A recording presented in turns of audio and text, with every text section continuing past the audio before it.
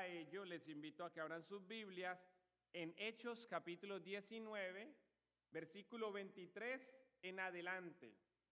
Y digo de 23 en adelante porque mi intención en esta tarde es completar el capítulo, cubrir todo el capítulo 19.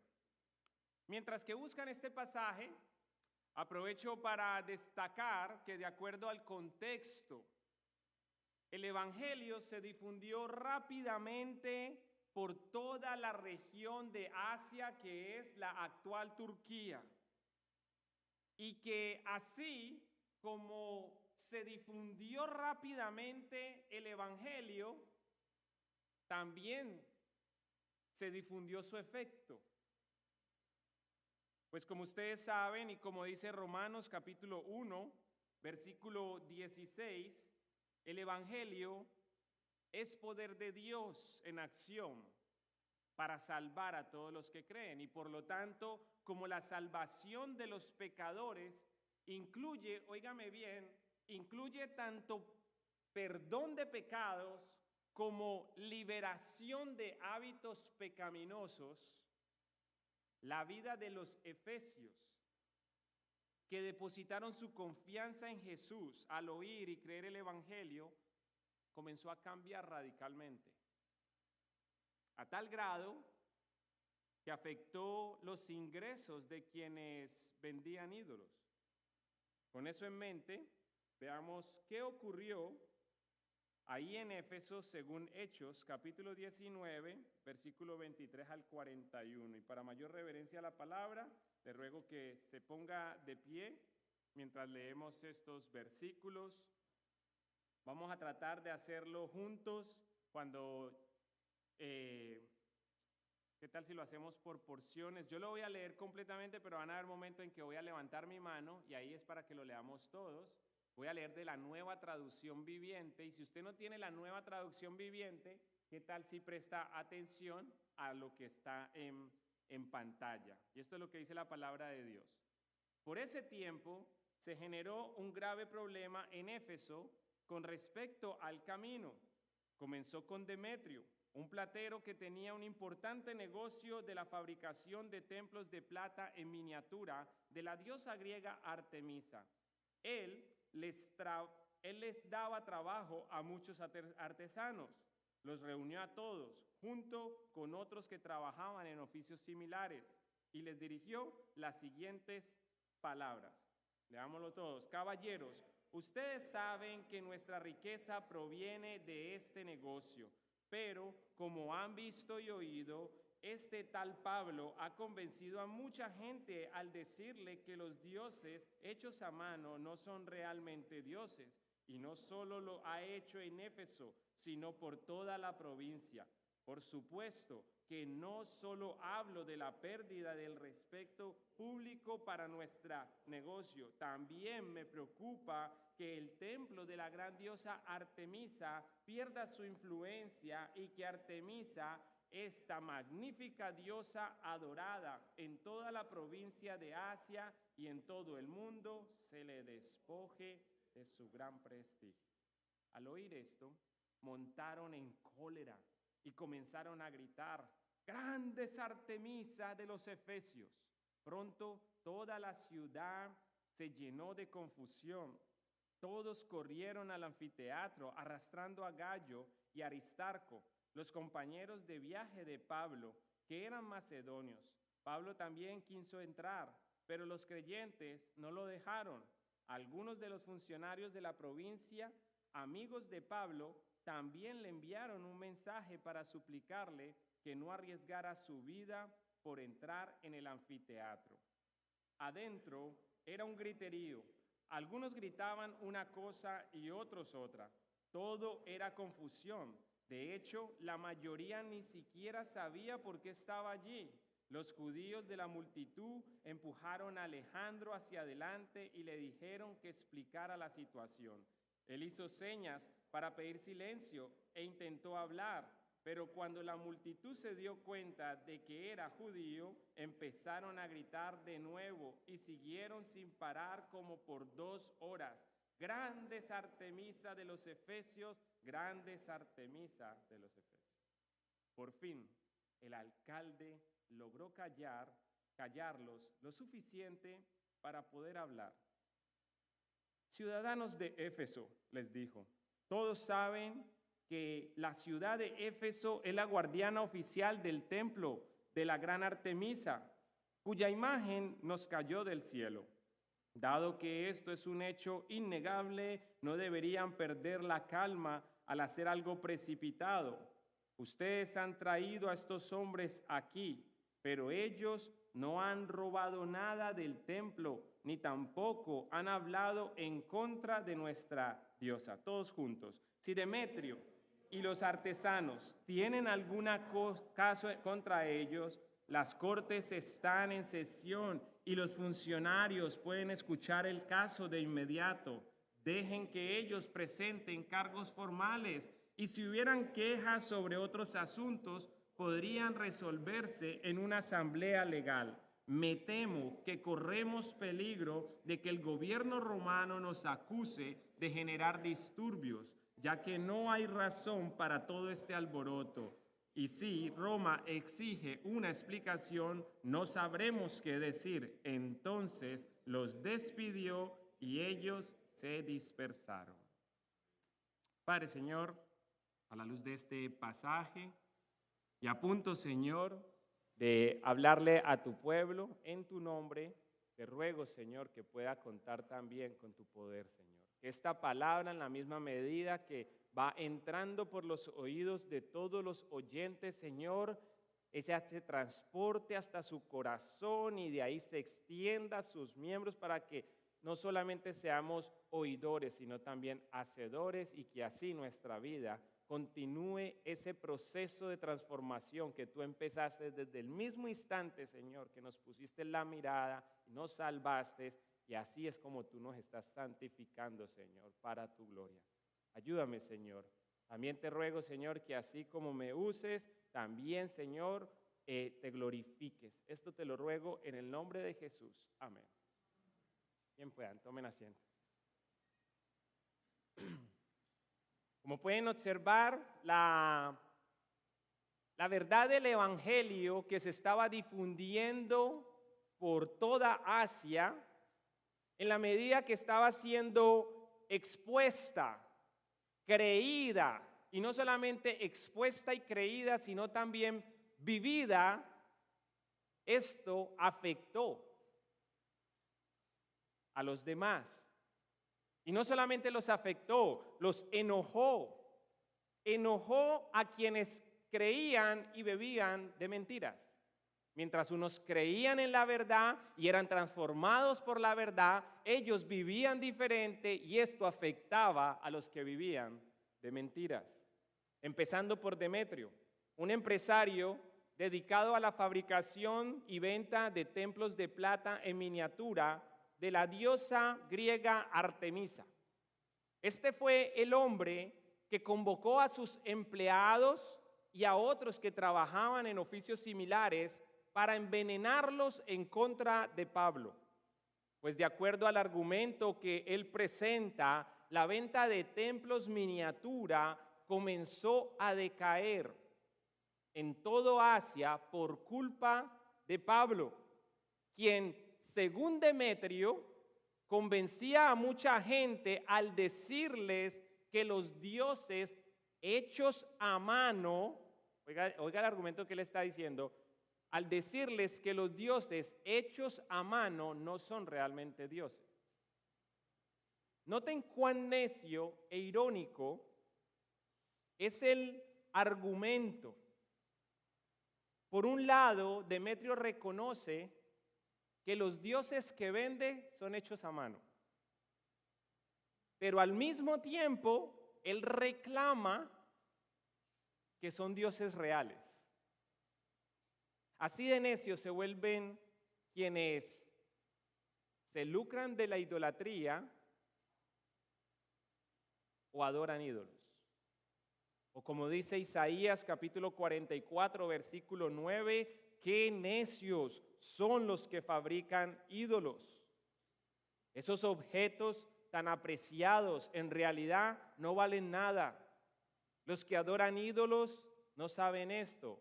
Así que todos, y este todos incluye al que lo fabrica, al que lo vende, al que lo distribuye, al que lo compra, al que lo adora, todos terminan avergonzados.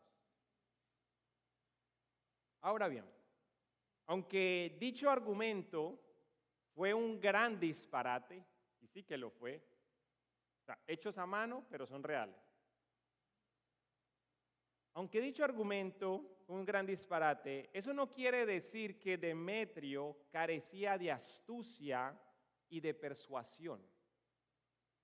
Pues como ven, de acuerdo al versículo 27, Demetrio supo disimular su avaricia, diciendo que no solo estaba preocupado por el futuro de su negocio, el respeto a su negocio, sino también, decía él, por el futuro del templo de la diosa Artemisa. Un gran disimulo.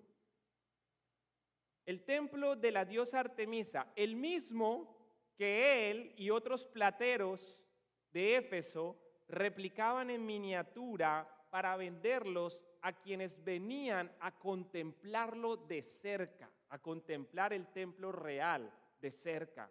Pues como dije una vez, era una de las 7 maravillas del mundo, catalogado como el templo más impresionante de la época, debido a su tamaño, a su altura y elegancia, ya que ocupaba más espacio que una cancha de fútbol americano y se sostenía sobre 127 columnas de 18 metros cada una, hechas en puro mármol. Para que tenga una idea de lo alto que era este templo, tome en cuenta que 18 metros es alrededor, equivale más o menos a la medida, a la altura de un edificio de 5 o de 6 pisos. No sé qué tan alto sea el apartamento que la mayoría de nosotros conoce, los apartamentos de Quincora. 5 pisos. Entonces, cuando usted llegue a Quincora y vea un edificio de 5 pisos, aunque creo que 18 metros da más para 6 pisos, pero va a ser mínimo de esa altura. Con la diferencia que en vez de ser 6 pisos, es solo un piso. Y que la columna que lo sostiene, las 127 columnas, son así de altas. Ya se imaginarán la elegancia de ese templo. Esto nos ayuda a entender por qué muchos solían comprar réplicas miniatura de ese prestigioso templo, hasta que empezaron a entender, hasta que la gente comenzó a entender que Artemisa no era una diosa en realidad, sino un ídolo, lo cual confundió y alteró a todos. O como dicen los versículos 29, 30 y 31, toda la ciudad se llenó de confusión y por lo tanto, queriendo hallar una explicación y de paso hallar culpables, todos corrieron al anfiteatro, llevando consigo arrastrados a Gayo y también a Aristarco, los compañeros de viaje de Pablo, que eran macedonios. Resalto que eran macedonios porque este es un dato que Lucas incluye en su relato para destacar que tanto Gayo como Aristarco venían de Macedonia y habían dejado en Macedonia familia, amigos, empleos, quizás propiedades y otras cosas que ellos apreciaban con tal de acompañar a Pablo en su misión. Aunque eso implicara arriesgar sus vidas por el bienestar de quienes habían de creer la verdad, de quienes habían de creer el Evangelio. En otras palabras, Gayo y Aristarco no fueron a Éfeso como turistas, ni tampoco como comerciantes, sino que fueron como misioneros del reino. Por lo que Pablo, consciente del sacrificio que estos dos hombres habían hecho para acompañarlo a Éfeso, el texto dice que Pablo también quiso entrar al anfiteatro para acompañarlos a ellos en medio del alboroto. Quizás Pablo en este momento, él no está midiendo el riesgo, pero como un buen líder, él te está diciendo, si estos me acompañaron a mí, yo no los puedo dejar solos, yo voy y sufro con ellos. También puede ser que él en ese momento está viendo una gran oportunidad, porque ya previamente, cuando se formaban estos alborotos, tenían oportunidad para hablar y cuando hablaban, presentaban sus argumentos de defensa y los oyentes comenzaban a ser persuadidos para creer la verdad. Esto se extendió históricamente a tal punto que en los coliseos, donde asesinaron, quemaron, decapitaron a muchos cristianos, hasta el momento en que les decapitaban o los quemaban, o aún mientras estaban siendo quemados, estos cristianos estaban gritando, anunciando, no quejándose, sino anunciando el Evangelio. Y Pablo, como un buen líder, él estaba dispuesto a sufrir con los suyos. Sin embargo, los creyentes no lo dejaron, dice el texto. Pues todos sabían que al ingresar lo podrían matar. Tanto así que de acuerdo al versículo 31, aún algunos de los funcionarios de la provincia eran amigos de Pablo. O sea, Pablo, mientras ejercía su función de misionero y evangelista, también tuvo oportunidad de comenzar a conocer gente de la élite gubernamental. Y se hizo amigo de ellos.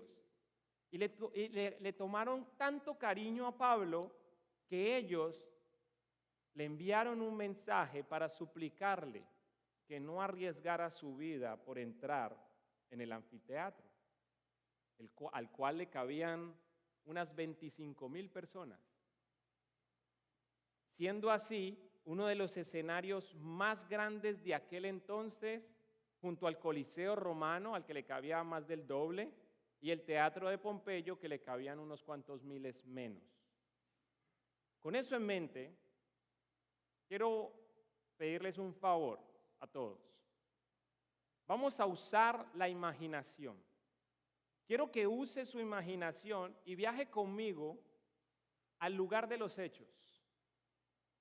¿Qué está ocurriendo ahí? De acuerdo a los versículos 32, 33 y 34, adentro era un griterío. Entonces imagínese esta multitud. No sabemos si eran 10,000, si eran 15,000 o si estaba repleto el anfiteatro, pero eso sí, eran muchos. Cualquiera que entrara ahí, si estos no estaban a gusto con él, podían atacarlo y podían matarlo. Y es un griterío. Algunos gritaban una cosa y otros otra. Todo era confusión. De hecho, la mayoría ni siquiera sabía por qué estaba allí. Así que los judíos de la multitud empujaron a Alejandro hacia adelante. Este Alejandro es un judío que estaba ahí en medio de la multitud. Y le dijeron que explicara la situación. Él hizo señas para pedir silencio e intentó hablar. Pero cuando la multitud se dio cuenta de que era judío, empezaron a gritar de nuevo, sin parar, como por 2 horas. Grande es Artemisa de los Efesios. Grande es Artemisa de los Efesios. ¿Se está imaginando todo esto? Algunos hasta cerraron los ojos. Muy bien. Esta escena me recuerda a la gente que sale a marchar de repente porque otros van. En algunas ocasiones es porque muchos van, sin tan siquiera investigar quiénes organizaron la marcha y cuál es el fundamento y el verdadero propósito del movimiento. De modo que terminan levantando carteles y gritando consignas a favor de gente perversa sin entender la causa original. Y ahí tenemos como ejemplo Black Lives Matter. Miles de personas salieron sin saber qué había detrás de esto y el negociazo que se hizo, el que se lucró con eso. Pero todo el mundo estaba con la marcha del Black Lives Matter. Esto es parecido a lo que ocurre en las redes sociales. Cada vez que le dan compartir a una campaña social que se ha estado viralizando, sin conocer el trasfondo ni las implicaciones reales del mensaje que comparten. Bueno, esto es tan así que ahora hasta nuestros hijos comienzan a ser arrastrados por todo lo que la mentira está gritando. Se ha hecho popular esto del 6-7 y ni siquiera nos hemos tomado el tiempo para investigar que esto es de una canción, de un rapero que es brujo, que le gusta hacer sacrificios y que esto de 6-7, en la lista él ha expresado que hay 2 demonios a los que él se encomienda. Y en una lista de demonios a los que se le rinden cultos, uno es el 6 y el otro es el 7. Y ahí están los nombres. Pero como se hizo popular, ahí están los niños. Y los papás que no estamos investigando, eso solo está de moda. Grande es Artemisa de los Efesios. Grande es Artemisa de los Efesios. Eso era lo que gritaba la multitud. Pura mentira. Acerca de una supuesta diosa que no era más que una estatua de una mujer repleta de senos en su pecho, a la cual rendían culto mediante actos perversos que incluían sacrificios de animales y rituales sexualizados. Pues según ellos, esta diosa era quien hacía fértil la tierra y fecundas a las personas. ¿Qué nos enseña esto? En primer lugar, nos enseña que quienes creen y procuran vivir conforme a la verdad, y ojalá esto sea una descripción suya, alguien que cree y procura vivir conforme a la verdad que nos fue revelada, este texto nos enseña que tales personas deben interesarse por el bienestar eterno de quienes aún viven conforme a mentiras que han creído. E ir a ellos para rescatarlos del engaño con la verdad del Evangelio. Nuevamente, yo aquí no quiero dar por sentado que al decir Evangelio, todos y cada uno de ustedes sabe a qué me refiero. Así que voy a tomarme unos minutos para decirle qué es el Evangelio. El Evangelio es la buena noticia de lo que Dios hizo a favor de pecadores para salvarnos a través de su Hijo Jesucristo, quien vivió una vida impecable, murió injustamente en una cruz en sustitución de pecadores y resucitó de entre los muertos, venciendo así no solo la muerte, pero también al pecado que nos esclavizaba. De modo que cualquiera que se arrepiente de sus pecados y confía en Él, tiene vida eterna. Es así como Dios, por gracia y para su gloria, salva a pecadores, a personas que hemos quebrantado su ley. Los salva sin pasar por alto su justicia. Esto es un llamado a arrepentirnos. Así que, si tú, amigo mío, estás acá, quisiera decirte que lo que Dios te manda a ti es lo mismo que le dijo a su pueblo. Él le dice, y antes de decirte el mandato, mira lo que dice él en Ezequiel 18, dice, juzgaré a cada uno de ustedes según sus acciones, dice el Señor soberano. Así que arrepiéntete y apártate de tus pecados. No permitas que tus pecados te destruyan.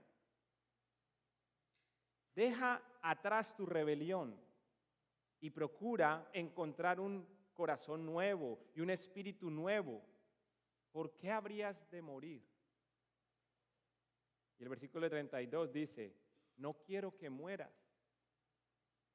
Dice el Señor soberano, cambia de rumbo y vive.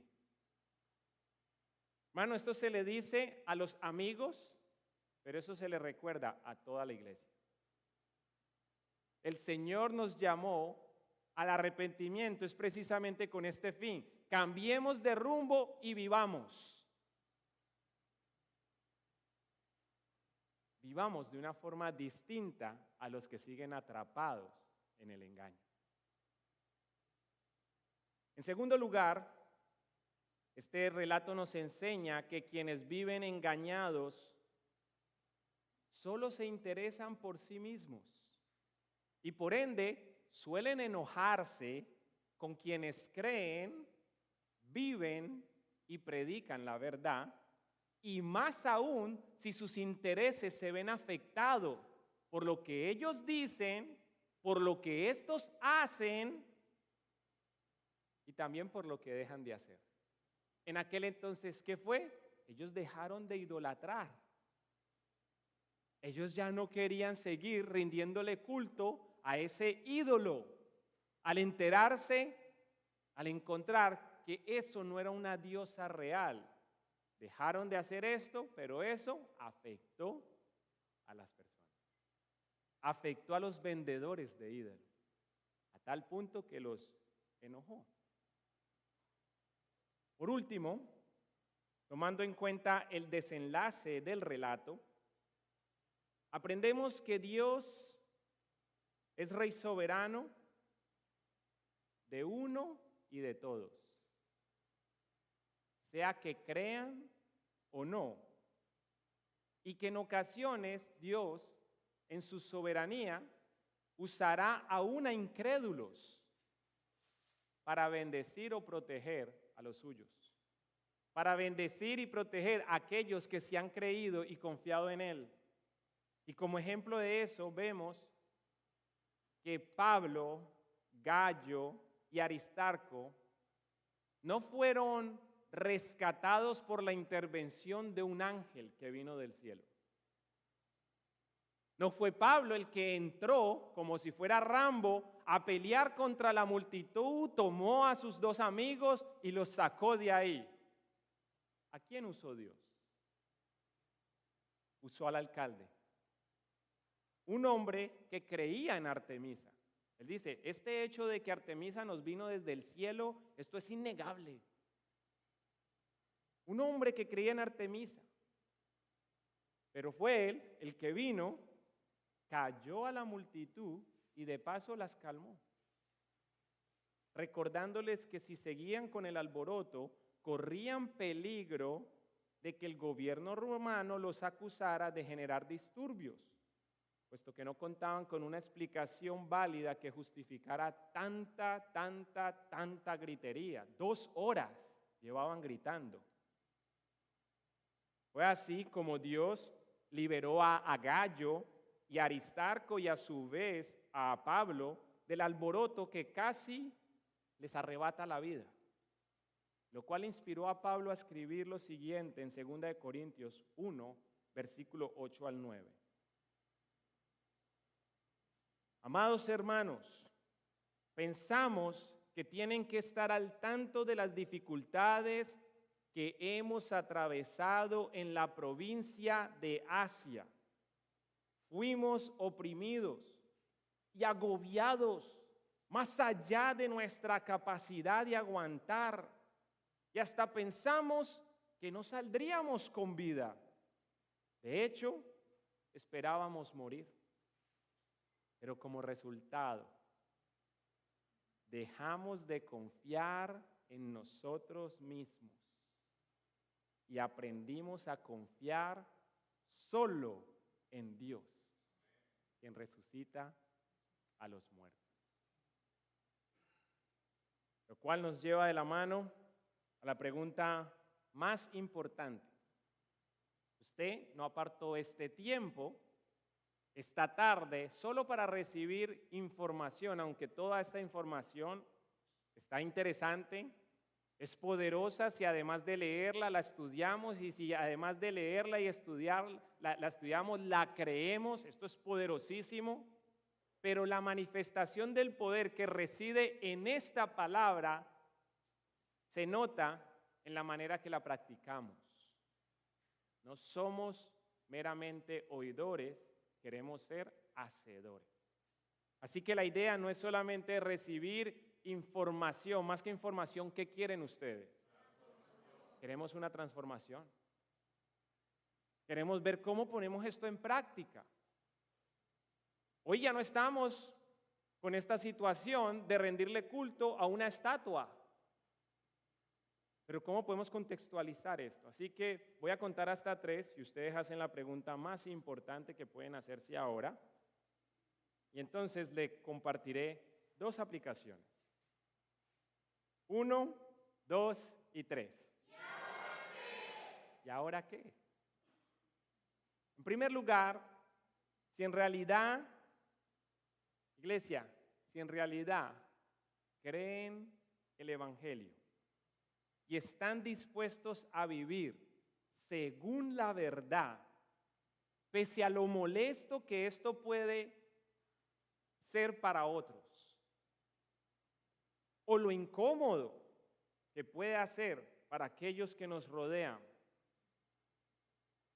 si cree el Evangelio y está dispuesto a vivir para la gloria del Señor, seamos y actuemos como hijos de Dios. Y no como aquellos que desconocen o desprecian la verdad. De lo contrario, me temo que si empezara una violenta persecución contra los cristianos, más de uno saldrá ileso. O en el peor de los casos, si es que lo arrestaran porque lo encuentran junto con la iglesia, pronto va a quedar libre por falta de evidencia que lo vinculara al pueblo de Dios. Porque al analizar cómo era su vida, estos que van a perseguir la iglesia, quizás van a encontrar que la única diferencia entre esa persona en cuestión que dejarán libre pronto y el mundo es que ellos no van a la iglesia y este sí, o al menos ese día estaba ahí. ¿Qué es lo que quiero decir con esto? Lo que quiero decir es que cuando observen cómo lucía su vida, van a ver que tenían los mismos vicios que los que niegan y desprecian la verdad. Se va a dar cuenta que se reía de los mismos chistes vulgares que los que no creen en Cristo. Se va a dar cuenta que los programas y las películas que veía y que lo entretenían eran exactamente las mismas que las que entretienen al mundo. Que asistía a los mismos lugares que van los inconversos. y así sucesivamente. Así que seamos y actuemos como hijos de Dios y no como aquellos que desconocen o desprecian la verdad. En segundo lugar, dado que la verdad del Evangelio transforma vidas. Hermanos, y esto me entusiasma saber que Dios nos dio este mensaje para hoy. Vamos a quienes continúan atrapados y esclavizados en el engaño. Hoy vamos a salir a invadir las calles con el Evangelio, buscando rescatar a aquellos que todavía están cautivos. Allá están cautivos por diferentes mentiras. Y a nosotros se nos ha dado la verdad. Qué egoístas y odiosos seríamos si no vamos por ellos. ¿Crees tú que el Evangelio transforma? Yo sí lo creo. Tengo evidencia y son ustedes.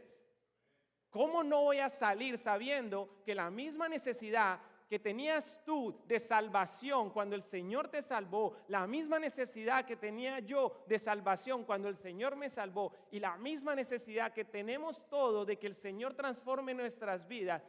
¿Cómo cree usted que yo me voy a quedar en estas 4 paredes, en este edificio que está precioso y muy cómodo? Pues no me puedo aferrar a la comodidad y permitir y dejar al mundo abandonado. Vamos a quienes continúan atrapados y esclavizados al engaño. De modo, recuerden, el Evangelio transforma y esa transformación afecta y hasta enoja.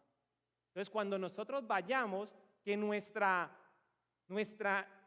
intención, determinación y diligencia en compartir el Evangelio sea tal que los bares pierdan un borracho, las maras a un pandillero, los carteles a un mafioso, el jíbaro que vende droga a un marihuanero, la agencia de porno a un pervertido, la tabaquería a un fumador, el burdel a su cliente y de paso a la prostituta que ellos explotaban, etcétera. ¿Y qué? Si intentan matarnos. Si por ello nuestra vida corre riesgo, no importa. Nos maten. Tú y yo sigamos hablando de Cristo y confía solo en Dios, pues aunque nos maten, Pablo lo dijo, Él es quien resucita a los muertos. Que el Señor nos halle fieles, proclamando su verdad, pues aunque la mentira suene fuerte, como los gritos del anfiteatro, es la verdad la que transforma y la que prevalecerá para siempre. Ve y predica. El Señor nos ayude. Padre, Señor, te ruego por los cautivos que vamos a ir a alcanzar hoy, Señor. Que veamos este tiempo no como si fuera un paseo, Señor, sino que nos veamos como agentes del SWAT, listos para la misión. Van a ir a rescatar a ese que está secuestrado y a punto de morir. Y tenemos el arma, un arma eficaz, que trae vida, no mata, sino que trae vida a los que están muertos. Señor, danos valor, te lo rogamos, reconocemos que nos tiemblan las piernas, Señor. Señor, entendemos que nos es difícil hablar a otros y más si no los conocemos.